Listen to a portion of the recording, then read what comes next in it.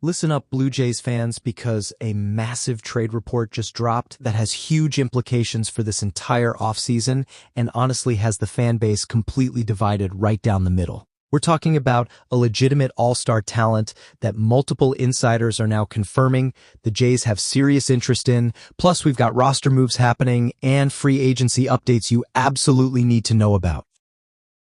Before we break all this down, hit that subscribe button if you haven't already, because this is where you're getting daily Blue Jays coverage as things heat up heading into the winter meetings. There's too much happening right now to miss any of it. All right, let's jump straight into the bombshell report from Jon Morosi. The Arizona Diamondbacks are actively listening on trade offers for Ketel Marte, and among the teams that have already checked in are the Philadelphia Phillies and your Toronto Blue Jays. This is significant for multiple reasons, and we need to unpack all of it because this could completely reshape how the offseason plays out. First, some context. A couple weeks back, Bob Nightingale reported that the Diamondbacks were very open to moving Marte. At the time, it seemed like speculation, but now Morosi is confirming not just that Arizona is listening, but that Toronto has actively reached out. That's real traction. That's the front office making calls and exploring what it would take to land one of baseball's most complete hitters. Morosi also mentioned there's at least a 50-50 chance Marte actually gets traded, possibly even higher. The Diamondbacks are highly motivated to move him before April when his 10-5 rights kick in, giving him full no-trade clause protection. Arizona wants to avoid that complication, which means there's a legitimate window here to make a deal happen. Now let's talk about Ketel Marte as a player, because if you don't watch Diamondbacks games regularly, you might not fully appreciate how elite this guy is. We're talking about someone who ranks 9th in weighted runs created plus and 13th in FWAR among all position players since 2023. His bat speed metrics are off the charts. His plate approach is advanced. He consistently pulls fly balls with authority. This is one of the most dangerous and complete offensive players in baseball, full stop. Look at his recent production. Last year, he posted an 893 OPS. The year before that, 932. The year before that, 844. Back-to-back Silver Slugger awards. Back-to-back All-Star appearances. This isn't a guy having a career year we're buying high on.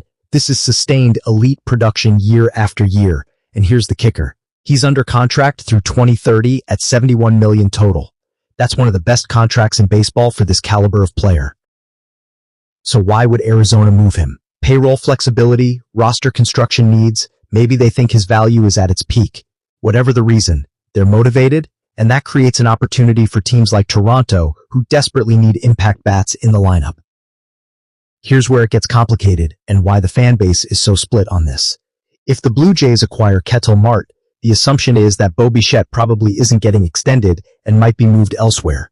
Marte would slot in at second base. You'd have Ernie Clement at shortstop or maybe someone else, and suddenly you've got a completely different infield configuration than what we've known for years. The question becomes, what would you rather have? Sign Bo Bichette to an 8-year extension at something like $28 million per year, or trade prospects for Ketel Marte, who's already locked up through his age 37 season on a team-friendly deal? In a vacuum, Marte is probably the better player right now. He's a better defender, a better hitter, more consistent production, but you're also giving up assets to get him, and he's on the wrong side of 30. Bo doesn't cost prospects to retain. He loves Toronto, has chemistry with Vlad, was a huge part of last year's World Series run.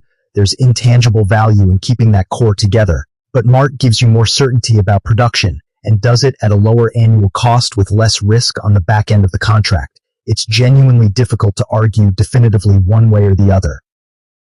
From a roster construction standpoint, you could theoretically bring in Marte and still extend Bo if you wanted to get creative. Play Marte in the outfield where he's a capable defender, keep Bo at second, and suddenly you've got two elite bats without sacrificing either. But that probably doesn't maximize Marte's value since his defensive impact is strongest up the middle in the infield. The more likely scenario is that acquiring Marte means Bo is either not extended or potentially moved in a separate deal. That saved money, and the prospects not used on Bo could then be redirected toward landing Kyle Tucker in a trade, which we know Toronto is heavily involved in.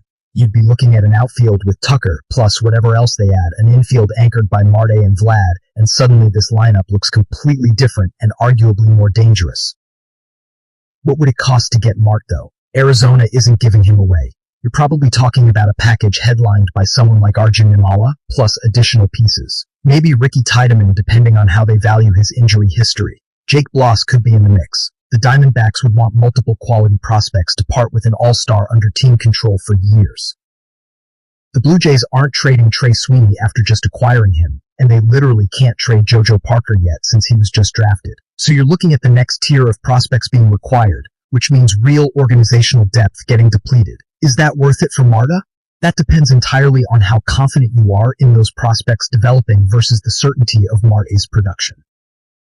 One thing working in Toronto's favor is that the Diamondbacks are motivated sellers with a deadline. They want this done before April. That urgency could potentially lower the asking price slightly or at least prevent a bidding war from spiraling out of control. The Phillies being involved adds competition, but it's not like 10 teams are lining up.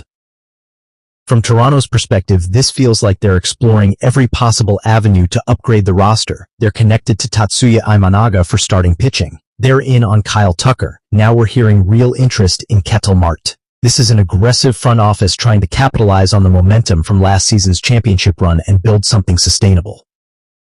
The fit makes sense positionally and financially. Marte's contract is incredibly manageable, especially compared to what Bo would command in free agency. You're getting all-star production at below market rate for years. That financial flexibility matters when you're also trying to extend Vlad, add pitching, and potentially make other moves. Every dollar saved on one position opens up opportunities elsewhere.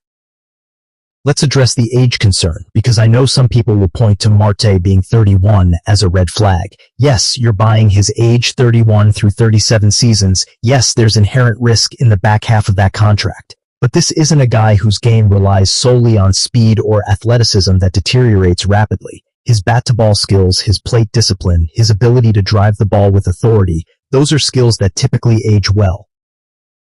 Compare what you'd be paying Marte annually to what the market rate is for his production level. You're talking about roughly $12 million per year for a player who would command twice that in free agency. Even if he declines somewhat in his mid-30s, you're still getting surplus value relative to the contract. That's smart resource allocation. The other piece to consider is what this means for the rest of the roster construction. If you trade for Marte and that signals Bo isn't being extended, what's the plan at shortstop long-term? Do you believe in Ernie Clement as an everyday player there? Do you sign someone in free agency? Does another trade piece come back that fills that role? There are cascading decisions that stem from this one move.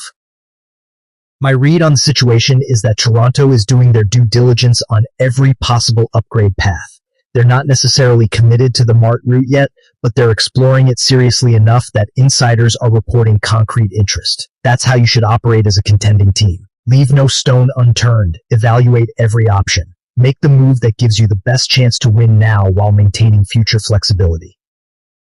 The Easton Lucas waiver news is pretty straightforward. He's heading overseas to play professionally, which makes sense given the roster crunch and his performance last year. That 6.66 ERA across 5 starts pretty much told you everything about where he stood in the organizational depth chart. Respect to the guy for finding an opportunity, but this doesn't materially impact Toronto's plans.